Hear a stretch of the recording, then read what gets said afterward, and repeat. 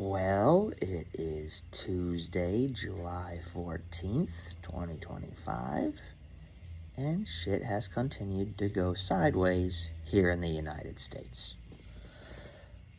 Well, plenty more stuff is going on. I'm going to try to recap a few different things, both internationally and domestically.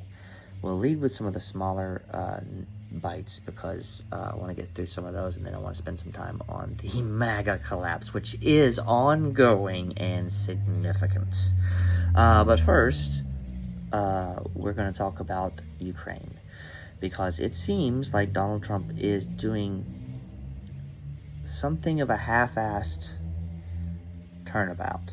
He really does seem to be changing his tune on Russia.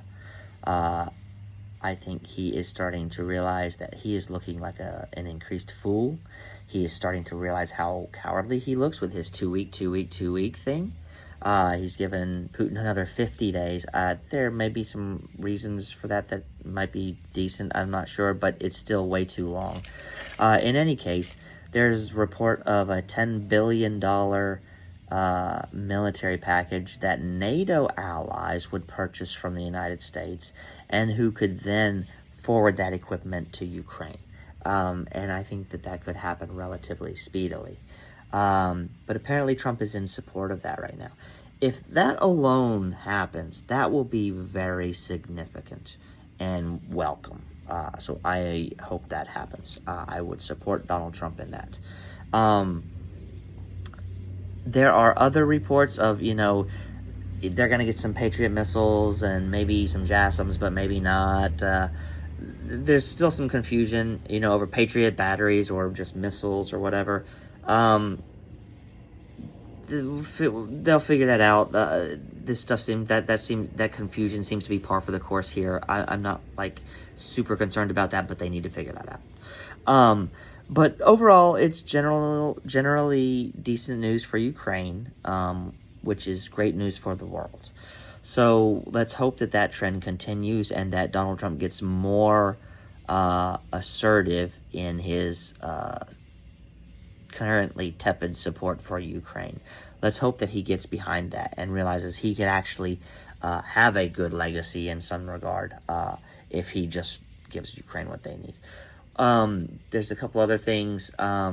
More tariffs. He's doing more stupid tariffs. He's tariffing Brazil because he wants to support Jair Bolsonaro against the criminal investigation by the country against him for the coup that he did. So it's a coup leader supporting another coup leader with a nation's resources through tariffs. Whatever. Okay. Now let's talk about the big stuff, which is MAGA is just imploding is not the right word. Collapsing is not the right word. They are in open defiance against Trump. I mentioned he got ratioed on his Truth Social post where he was like, nothing to see here. I bet it's all Democrats made all this, but they didn't release it. Stuff. People are saying no to that. There are people burning their MAGA hats over this. They are burning their MAGA hats and filming it. Multiple MAGA coalition leaders, influencers, podcasters, even Joe Rogan came out against this stuff today on the Epstein files, and they are just taking Trump to task every which way. Mike Johnson, Speaker of the House, said today, it needs to come out. We just need to let the public see it. Marjorie Taylor Greene is saying we need to see it. It is remarkable. It's remarkable and it's durable. This stuff dropped, I think, July 9th or 10th or something. They tried to issue that memo or whatever, and so it's been almost a week now that this is not going away, despite their very substantial attempts to tamp it down and significant expenditure of political capital and any kind of capital. They are putting significant effort into stopping this, and it's not only not working, it is actively backfiring.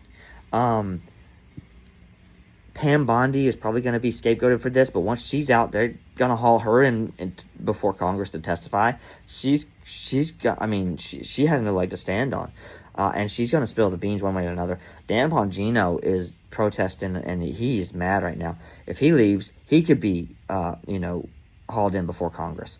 I mean, all of them could be hauled into before Congress, even if they're not, even if they don't get canned or whatever. But there's so much opportunity right now for real work to be done on the deprogramming of MAGA. This is resonating. This is their fundamental pillar, and he has taken a wrecking ball to it. So they are going to be going through the 5 stages of grief and all of that stuff, right? So we need to be prepared for that. We don't have to make room for them in our coalition, but we have to give them room to oppose Donald Trump and work against him. However that looks, we have to be able to do that for our own good. We have to be able to let them go through this and deal with some things and say enough is enough, okay? Whatever we do after that, we can figure out, but this is number one importance right now, because there's something to this. We've never seen anything like this before. A poll came out today that showed 50% of Americans disapprove of his handling of the Epstein files. Like 20% aren't sure, 10% don't have enough information or something, and 3% are satisfied with the way he's handling the Epstein stuff. This is unifying America, and it may have some very positive benefits if we can truly stop this madness. If we can collapse the support for him in MAGA, he loses the ability to sic his base in a primary against Republican congresspeople. And if that's the case, they don't have to be afraid of his political power anymore, because it is completely defanged. This is the great benefit that we can reap right now if we continue hammering on this Epstein stuff. There's something there. We don't know what, but he is not acting like an innocent man. And that is, I think more people are starting to realize that. Of course, he's already a 34-time convicted criminal, right? So he's not an innocent man. And criminals tend to commit crime. It's what they do. And it's oftentimes different kinds of crime. So, hold on. He's going to get more angry and lash out more as he gets cornered more and more, which he is, and he's lashing out. But my door is open. We just will keep fighting. We have some very good momentum with us right now. We've got some good wins. The Supreme Court is giving us crappy decision after crappy decision. They keep on their shadow docket. They are making some terrible decisions. We have to revise that. We have to figure out how to fix some of these things with our institutions. We are going to have to make a plan for, once we get through all this, how we are going to address all of the issues that got us here. We have to have a plan for that, and honestly, that should be one of the Democrats' big platform policy positions, is how do we reform our institutions? That has to be part of the conversation going forward. He is... This is not good for him. We just have to keep going. Be ready for the worst. Go to the Good Trouble Lives On protests and activities on July 17th if you can. They're going to be nationwide once again, and it is a great way to show our visibility and our unified strength when he is weak and when he's overreaching. By the way, more news today. 2,000 troops from Los Angeles have been withdrawn. So 2,000 members of the National Guard have been reassigned back to their normal duties. That's great. That's a drawdown. That's what de-escalation looks like. Now, they need to get the other 2,700 out, but this is a good start, and let's keep going. We have momentum. We have a lot of good news. Let's keep going. Keep the faith, America. Keep the fight. Let's go.